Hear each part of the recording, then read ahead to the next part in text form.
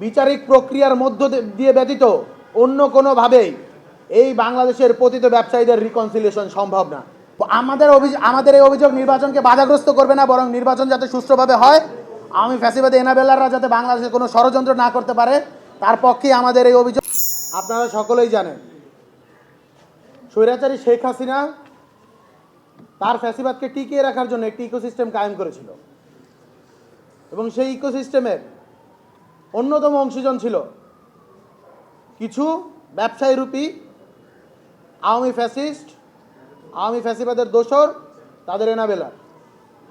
আমরা কি দেখতে পেয়েছি?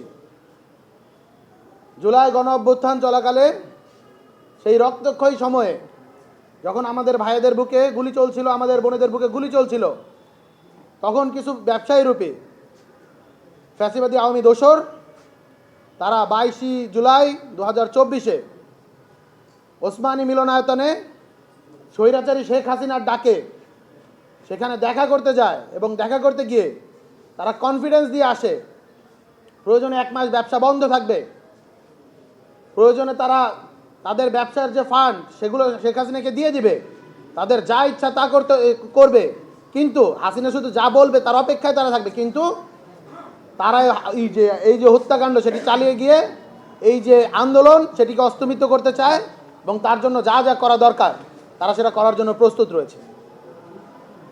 শুধু জুলাই গণ অভ্যুত্থান নয়, তার পূর্ববর্তী সময়ে 17 বছর আওয়ামী যে ফ্যাসিবাদী রেজিম সেটি টিকিয়ে রাখার অন্যতম স্তম্ভ ছিল সে আওয়ামী ব্যবসায়ীরূপী ফ্যাসিবাদের এই দোসরেরা।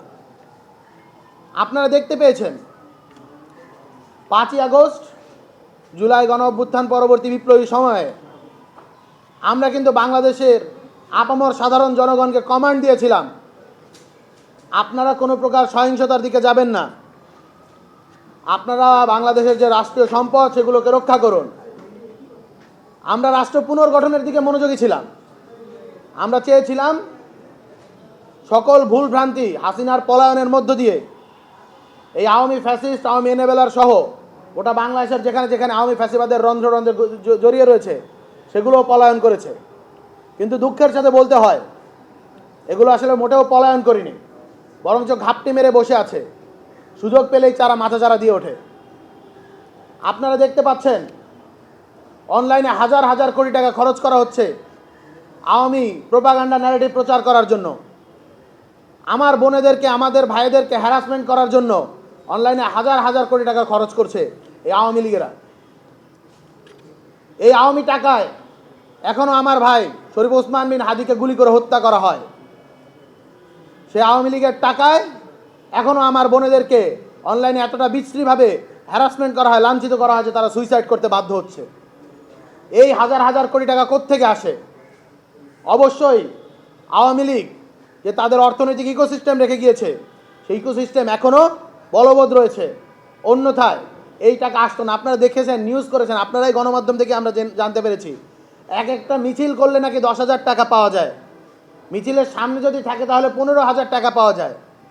সারা বাংলাদেশ জুড়ে আওয়ামী লীগ এই যে ধরনের ভ্যান্ডালিজম করার, জঙ্গি স্টাইলে ষড়যন্ত্র, রাষ্ট্রকে অস্থিতিশীল করার ষড়যন্ত্রে লিপ্ত হচ্ছে।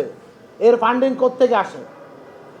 সুতরাং আমরা একটা কথা বলতে চাই, এই যে আওয়ামী ইকোসিস্টেম এটিকে ভেঙে দিতে হবে।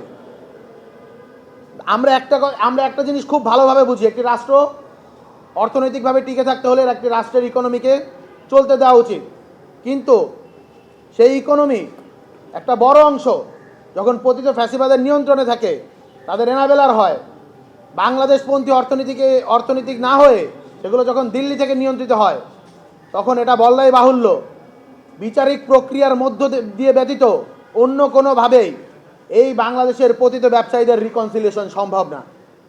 তাই আমরা বিচারিক প্রক্রিয়ার দ্বারস্থ হয়েছি, আন্তর্জাতিক অপরাধ ট্রাইব্যুনালের মুখোমুখি হয়েছি।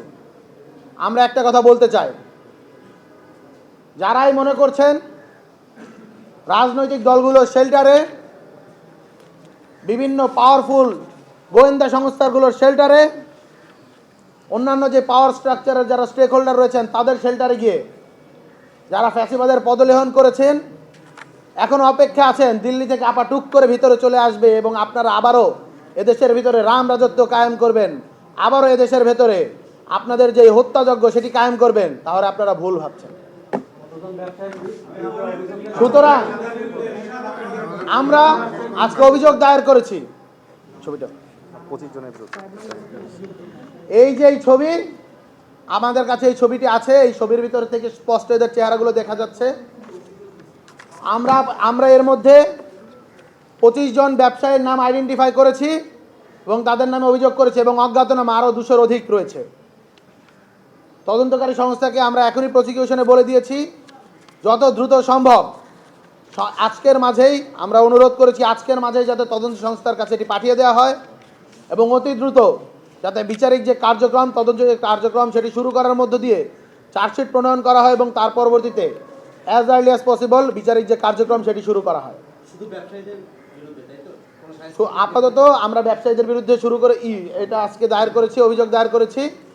সাংস্কৃতিক কর্মীদের আমরা যেটা বলেছি সেটা এখনো আমাদের পুরো কাজটা গোছানো হয়নি, প্রক্রিয়াধীন রয়েছে। আমরা অতি শীঘ্রই এটি সমাপ্ত করব।